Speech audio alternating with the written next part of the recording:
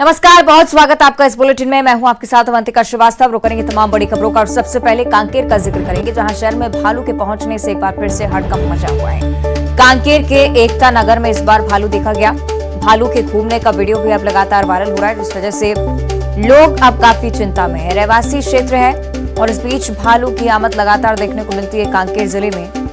फिलहाल एकता नगर का एक वीडियो जो कि सामने आया है। एकता नगर में भालू के पहुंचने की वजह से हड़कंप की स्थिति, भालू के घूमने का वीडियो भी लगातार वायरल होता हुआ। तो कांकेर से खबर आपको बता रहे हैं। अक्सर यहां पर भालू की आमद देखी गई और ये वीडियो देखिए जो कि सोशल मीडिया पर भी लगातार चर्चा का विषय बना हुआ है। सबसे पहले न्यूज 18 आप तक ये तस्वीरें पहुंचा रहा है कांकेर का एकता नगर इलाका, जहां पर भालू की आमद से लोगों में डर का माहौल है। वन विभाग को सूचित किया गया है। वन विभाग अपने स्तर पर लगातार प्रयास करता रहा जिला कांकेर के लिए कि यहाँ पर भालू की आमद की वजह से रहवासियों को कोई परेशानी ना हो, क्योंकि खतरा हमेशा ही बना रहता है कि भालू कहीं किसी रहवासी पर, किसी व्यक्ति पर या किसी भी पशु पर हमला ना कर दे। अक्सर इस तरह की घटनाएं सामने आती रही हैं कांकेर से, और एक बार फिर से भालू की आमद शहर में, जो कि अब चिंता का विषय बनी हुई है। हालांकि वन विभाग की तरफ से लगातार लोगों से अपील की जा रही है कि अपने स्तर पर लोग सावधानी बरतें, और अगर भालू की आमद किसी भी क्षेत्र में देखी जाती हो तो सबसे पहले वन विभाग को इस बारे में सूचना दें। सही कि खेम नारायण हमारे साथ ज्यादा जानकारी के लिए जुड़ रहे हैं। खेम, क्या कुछ जानकारी फिलहाल भालू की आमद को लेकर और वन विभाग की तरफ से क्या कुछ कहा जा रहा है? जी देखिए, जिस तरीके से कांकेर शहर के अंदर कई बार जो है भालू जो है शहर के गलियों में घूमते दिखाई देते हैं, और कभी कभी तो ये दिन में भी जो है घरों के सामने जो है टहलते हुए नजर आते हैं। हालांकि कई बार जो है भालू के हमले जो है कांकेर जिले से सुनाई में आते हैं, और जो है जिसको लेकर जो है लोग दहशत में रहते हैं, हड़कंप मच जाता है। वन विभाग को इसकी सूचना दी तो जाती है, लेकिन वन विभाग जो है इन जो शहरी क्षेत्र में जो आने वाले जंगली जानवर हैं, भालू, तेंदुआ, इनको बाहर कर पाने में अब तक जो है नाकाम ही साबित हुई है। अभी हाल ही में कुछ दिन पहले जो है तेंदुआ जो है बाईपास मार्ग पर घूमते नजर आता है, और अभी जैसे एकता नगर की जो बात है, एकता नगर में इससे पहले भी दिन में भी भालू जो है जो एकता नगर की गलियों में घूमते हुए नजर आता है, जिससे जो है लोग हड़कंप मच जाते हैं। घर में लोगों को दुबक के रहना पड़ता है, और वन विभाग जो है इन भालुओं को शहर क्षेत्र से बाहर निकाल पाने में नाकाम है। जी चलिए, यानी कि अभी भी इसी तरह की स्थिति कांकेर जिले के लिए बनी हुई है। बहुत शुक्रिया आपका खेम नारायण इस पूरी जानकारी को साझा करने के लिए। ये तस्वीरें आप देखिए, लगातार ये तस्वीरें सामने आ रही हैं, सोशल मीडिया पर भी लगातार चर्चा का विषय बनी हुई है। आगे बढ़ते हैं और अब जिक्र करेंगे इंदौर के महू का, जहां पर टाइगर नजर आया है। सीसीटीवी कैमरे में टाइगर का मूवमेंट कैद हो चुका है। कोदरिया के आलू चिप्स कारखाने के पास टाइगर टहलता हुआ देखा गया।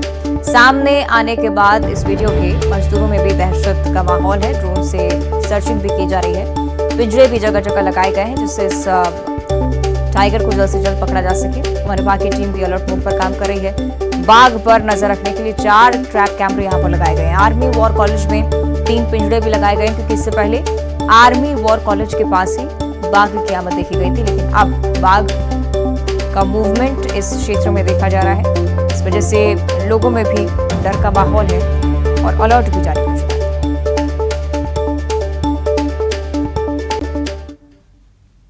आगे बढ़ते हैं कोरबा से अगली बड़ी खबर, जहां कार सवारों ने पेट्रोल पंप संचालक को चूना लगाया है। गाड़ी में तेल भराकर बिना पैसे दिए वहां से फरार हो गए बदमाश। हजारों रुपए का तेल भराकर कार सवार फरार हुए। तस्वीरें आप देखिए, घटना का सीसीटीवी फुटेज सामने आया है। आरोपी की तलाश में भी पुलिस लगातार जुटी हुई है। कोरबा का यह पूरा मामला आप देख रहे हैं। पहले कार सवार कार से नीचे उतरता है, पेट्रोल भरवाता है, और जैसे ही पेट्रोल पंप का कर्मचारी पीछे मुड़ता है, उसके बाद ये कार सवार कार लेकर वहां से फरार हो जाता है। हजारों का पेट्रोल भरवाकर यहां से कार सवार फरार हो गए हैं। हालांकि सीसीटीवी फुटेज के जरिए ये तस्वीरें जरूर कैद हुई हैं कैमरे में। इन्हीं तस्वीरों के आधार पर अब इन कार सवार की तलाश की जा रही है, इन लोगों की तलाश की जा रही है, जो भी व्यक्ति थे, कहां से थे और क्यों ऐसा किया है, इसे लेकर भी पुलिस लगातार तफ्तीश कर रही है। आरोपी की तलाश की जा रही है। जैसे कि अब्दुल ज्यादा जानकारी के साथ जुड़ रहे हैं। अब्दुल, हैरान कर देने वाली तस्वीरें, क्या कुछ कार्रवाई अभी तक पुलिस की तरफ से लेकर? जी, आपको बता दूं कि कुसमुंडा थाना क्षेत्र की घटना है, जहां पर से पेट्रोल पंप पे बीती रात ये कार सवार 2 युवक पहुंचते हैं और 93 लीटर डीजल जो है अपने चिकन में भरवा कर कर्मचारियों को बिना पैसे दिए ही वहां से फरार हो जाते हैं। पूरी घटना हम जो है सीसीटीवी कैमरे में कैद हुआ है और इसको लेकर संचालक द्वारा पुलिस में शिकायत की गई है। पुलिस इस मामले की जांच कर रही है और सीसीटीवी फुटेज के आधार पर आरोपी की तलाश की जा रही है। ठीक है, शुक्रिया आपका अब्दुल जानकारी के लिए। और इस बीच पंजाब से इस वक्त एक बड़ी खबर सामने आ रही है। अमृतसर में धमाके से दहशत का माहौल है। दरबार साहिब के पास एक बार फिर से धमाका हुआ है।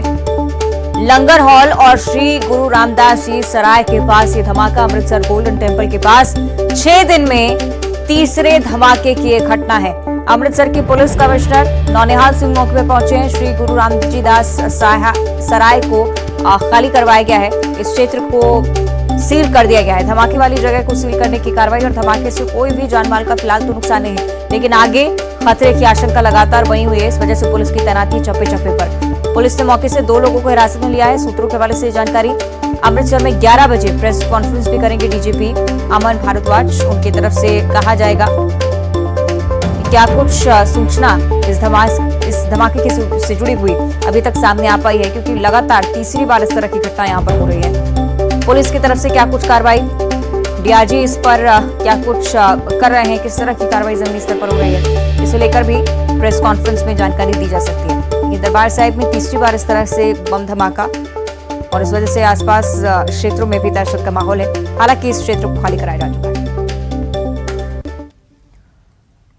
एक और जश्न और एक और मौत। जी हां, एक बार फिर से खुशियों भरा माहौल, चंद पलों में मातम भरी महफिल बन गया। खुशी में नाचता गाता एक शख्स देखते ही देखते मौत की नींद सो गया। रिपोर्ट देखिए।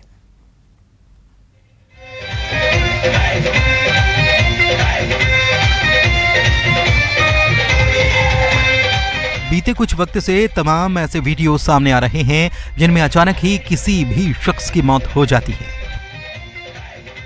कभी शादी समारोह में नाचते हुए, कभी खाना खाते हुए, कभी वर्कआउट करते वक्त लोगों की मौत के तमाम वीडियो सामने आ चुके हैं। अब एक ऐसा ही एक और वीडियो सामने आया है। इस वीडियो में एक शख्स को नाचने के दौरान अचानक से दिल का दौरा पड़ा और देखते ही देखते उसकी जान चली गई।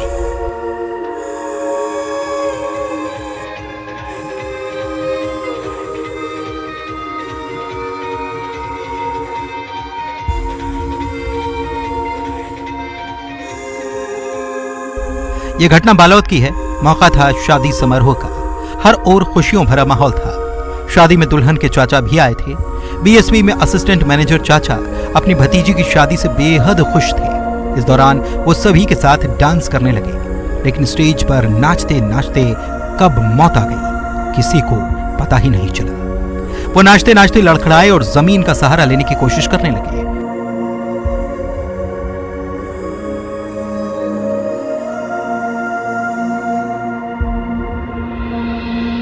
थोड़ी ही देर में उन्होंने होश खो दिए। सब हैरान थे कि आखिर अचानक हुआ क्या। किसी के लिए यकीन करना मुश्किल था कि यूं कोई दुनिया छोड़कर जा सकता है। खुशी में झूम रहे इस शख्स को अचानक दिल ने दगा दे दिया।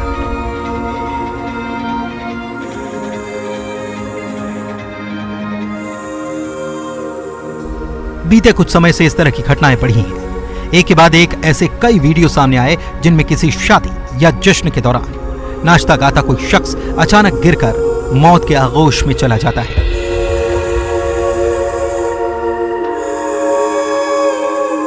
ऐसे ज्यादातर मामलों में मृतकों को हार्ट अटैक आने की जानकारी मिली। कुछ लोगों का यह भी कहना है कि कोविड काल के बाद अचानक हार्ट अटैक के मामलों में तेजी आई है। बहरहाल जरूरत है अपनी सेहत को लेकर सतर्क और सावधान रहने की। Bureau report, news 18।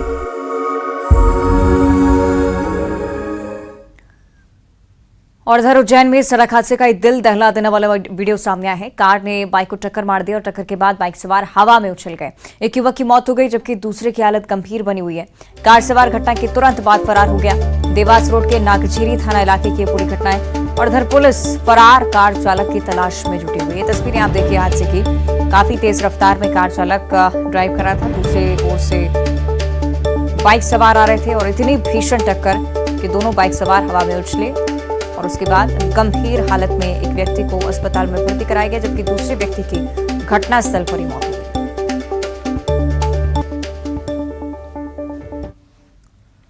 राजधानी भोपाल की बात करेंगे, जहां समोसा फैक्ट्री पर कार्रवाई हुई है। गंदगी और कीड़े मकोड़ों के बीच समोसे बनाए जा रहे थे। इदरीस समोसा फैक्ट्री सील कर दी गई है। खाद्य सुरक्षा विभाग ने सैंपल्स जांच के लिए भेजे हैं। थोक में हजारों समोसे यहां पर बनाकर बेचे जाते थे।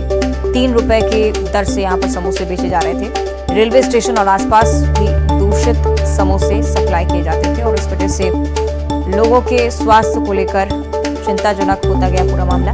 जैसी शिकायत मिली, खाद्य विभाग का मौके पर पहुंचा, छापामार कार्रवाई की गई और ये जो तस्वीरें सामने आई हैं, ये निश्चित तौर पर हैरान कर देती हैं। गंदगी के बीच समोसे बनाए जा रहे थे और यही समोसे बाहर लोगों को दिए जाते थे।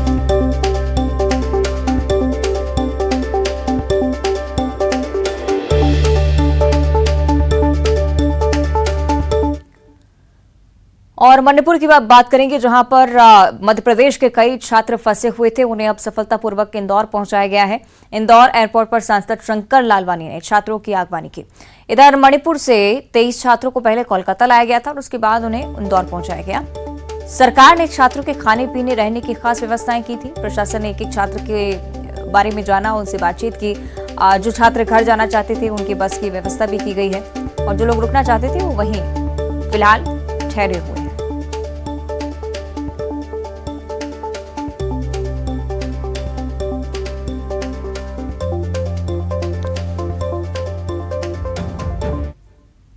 हुए तो हैं, लेकिन सब कुशल हैं और उनकी पूरी व्यवस्था की गई है। पूरा प्रोटोकॉल लगा हुआ है प्रशासन का, जिला प्रशासन का। प्रत्येक से पूछा जा रहा है कि उनको यहाँ रहना है या उनके रिश्तेदार हैं या उनको घर जाना है, तो उनके लिए बसों की व्यवस्था की गई है। अगर कोई लॉन्ग रूट पे जाना चाह रहे हैं तो उनको वहाँ तक बसों तक पहुँचाया जाएगा और बसों से वो घर जा सकते हैं। कुछ छात्रों ने उनके रिश्तेदार इंदौर में रहते हैं, वहाँ रहने की इच्छा व्यक्त की है।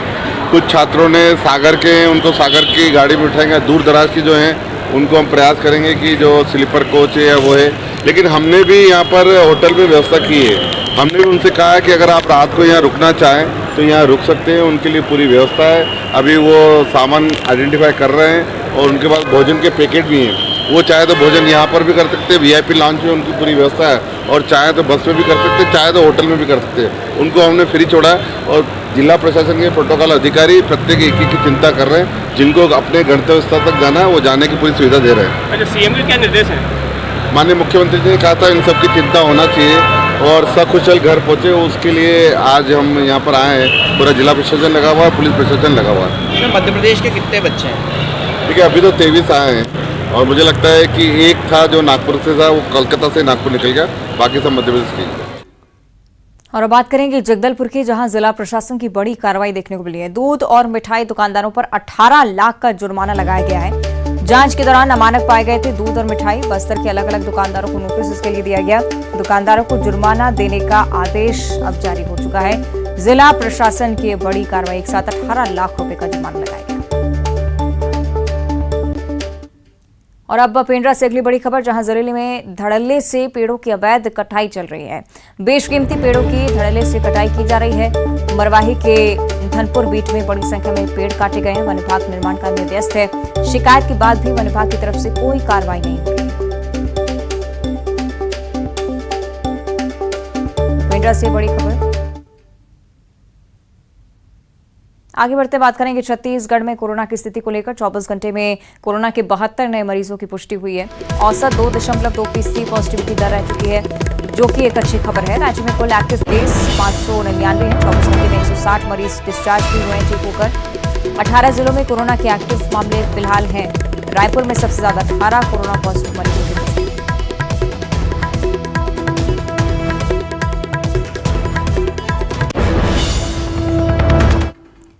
रायपुर से अगली बड़ी खबर, जहां छत्तीसगढ़ पुलिस में 975 पदों पर सीधी भर्ती अब शुरू हो रही है।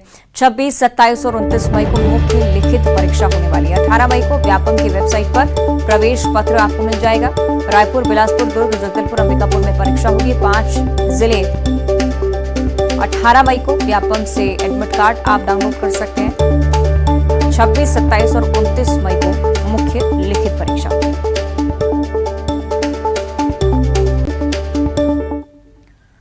इधर कर्नाटक चुनाव में सत्तारूढ़ भारतीय जनता पार्टी के अलावा कांग्रेस और जनता दल सेक्युलर ने भी अपनी पूरी ताकत झोंक दी है। अब सबकी नजर 13 मई को आने वाले चुनावी परिणाम पर टिकी हुई है। कर्नाटक में वोटिंग संपन्न होने के बाद आए तमाम एग्जिट पोल्स में त्रिशुंग विधानसभा का अनुमान ये जताया जा रहा है कि कर्नाटक विधानसभा चुनाव के इन महापोल के अनुमानों से काफी हद तक ये साफ होता दिख रहा है कि राज्य में बीजेपी और कांग्रेस के बीच कांटे की टक्कर हुई, लेकिन दोनों में से कोई भी दल बहुमत का जादुई आंकड़े को पार करने पे सफल नहीं हुआ है। राज्य की तीसरी प्रमुख पार्टी जेडीएस जहां किंगमेकर की भूमिका निभाती नजर आती है। राज्य की कुल 224 विधानसभा सीटों पर 2615 उम्मीदवार किस्मत आजमा रहे हैं, जिसमेम से 2430 पुरुष और 184 महिलाएं हैं, जबकि एक उम्मीदवार तीसरे लिंग से ताल्लुक रखते हैं। राज्य के कुल 5 करोड़ 31 लाख मतदाताओं की मुहर के बाद इन सभी की किस्मत का फैसला ईवीएम में कैद हो चुका है। 66% वोटिंग हुई और अब देखना होगा क्या कुछ सामने आता है। एग्जिट पोल्स के बारे में भी आपको हम जानकारी दे देते हैं। कहाँ क्या अनुमान जताया जा रहा है। आंकड़ों के मुताबिक कर्नाटक में बीजेपी को 85 में से 100 सीटें मिल रही हैं, कांग्रेस 94 से 108 सीटों पर, जेडीएस को 24 से 32 सीटें और अन्य को 2 से 6 सीटें मिलने का अनुमान है। टीवी9 भारतवर्ष की अगर बात करें, उनके एग्जिट पोल के आंकड़े भी आपको हम बताएं। कर्नाटक में बीजेपी को 88 से 98 सीटें, कांग्रेस गठबंधन को 99 से 109 सीटें, जेडीएस को 21 से 26 सीटें, अन्य को 0 से 4 सीटें मिलने की उम्मीद है। जी न्यूज उनकी तरफ से एग्जिट पोल जब जारी किया गया तो उनके आंकड़े क्या कहते हैं ये भी आपको हम दिखा देते हैं। कर्नाटक में बीजेपी 79 से 94 सीटें, कांग्रेस गठबंधन 103 से 118 सीटें मिलने की उम्मीद, जेडीएस को 25 से 33 का आंकड़ा छूने की उम्मीद और इधर अन्य को 2 से 5 सीटें ही मिल सकती हैं। टाइम्स नाउ के अकॉर्डिंग एग्जिट पोल क्या कहते हैं। कर्नाटक में बीजेपी को 78 से 94 सीटें मिल सकती हैं, कांग्रेस गठबंधन 106 से 120 सीटों का अनुमान, जेडीएस को 20 से 26 सीटें और अन्य को 2 से 4 सीटें मिल सकती हैं। एशिया नेट के एग्जिट पोल्स के आंकड़ों के मुताबिक कर्नाटक में बीजेपी को 94 से 117 सीटें मिलेंगी, कांग्रेस गठबंधन 91 से 106 सीटें मिल सकती हैं, जेडीएस को 14 से 24 सीटें मिल सकती हैं और अन्य को 0 से 2 सीटें मिलने का अनुमान है।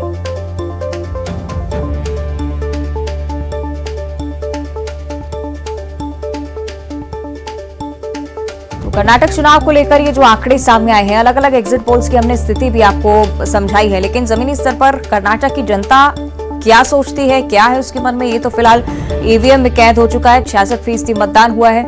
बहुमत का आंकड़ा किसी भी एग्जिट पोल के जरिए नहीं देखने को मिला कि कोई भी पार्टी छू भी पाई हो, लेकिन देखना होगा क्या कुछ नतीजे सामने आते हैं। हालांकि बीजेपी और कांग्रेस मुख्य दो दल जिनके बीच करारी टक्कर है, लेकिन दूसरी तरफ जेडीएस के पास भी अच्छी खासी सीटें होने का अनुमान। हालांकि कितना असर जातिगत समीकरण का पड़ता है इस पर भी नजर होगी। 13 मई को नतीजे सामने आएंगे। फिलहाल जो वोटिंग की आंकड़े सामने आए उसके जरिए कई सारे एग्जिट पोल्स भी। और इधर बालाघाट जिले के एक छोटे से गांव कुम्हारी में एक किसान के यहां शादी हुई। ये शादी बहुत खास बन गई। दरअसल दूल्हे राजा अपनी शादी में समाज के लिए एक जबरदस्त संदेश लेकर आए, एक मिसाल भी कायम की है। रिपोर्ट देखें।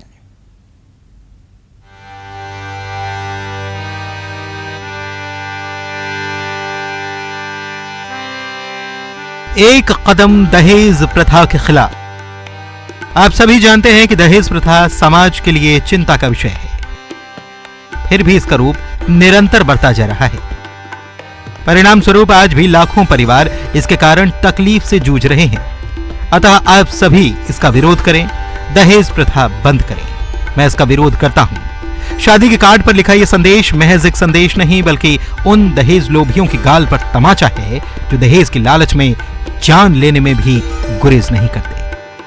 शादी के कार्ड पर यह संदेश लिखवाया है बालाघाट के एक गांव कुम्हारी के नौजवान ने, जिसका नाम है हंसराज लिल्हारे। हंसराज ने उन तकलीफों की शिद्दत से महसूस किया जिसमें एक पिता, एक भाई अपनी बेटी और बहन के दहेज का सामान जुटाने में कर्जदार हो जाता है और उसकी तकलीफें कम होने का नाम नहीं लेती।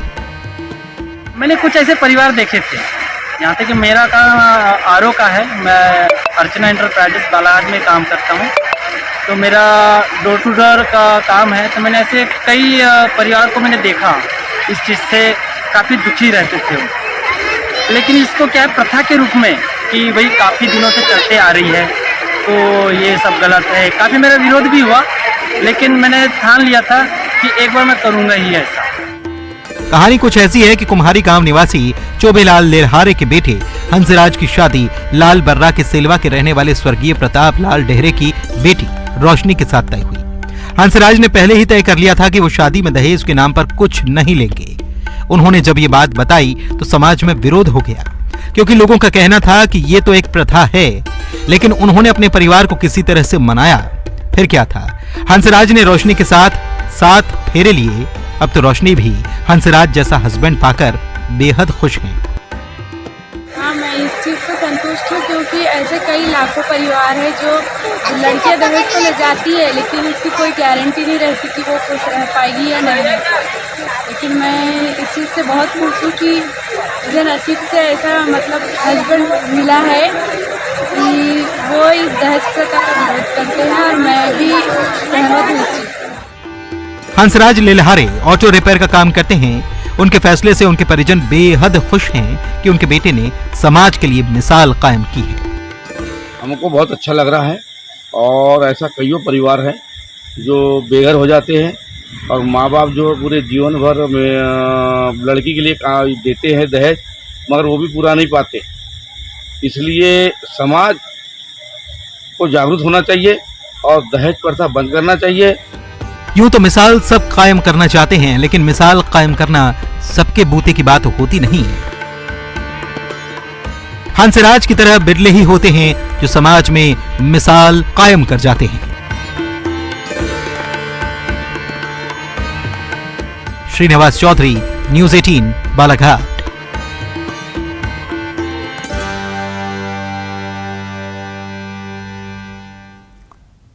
और बुलेटिन में फिलहाल इतना ही। देखते रहिए न्यूज़ 18।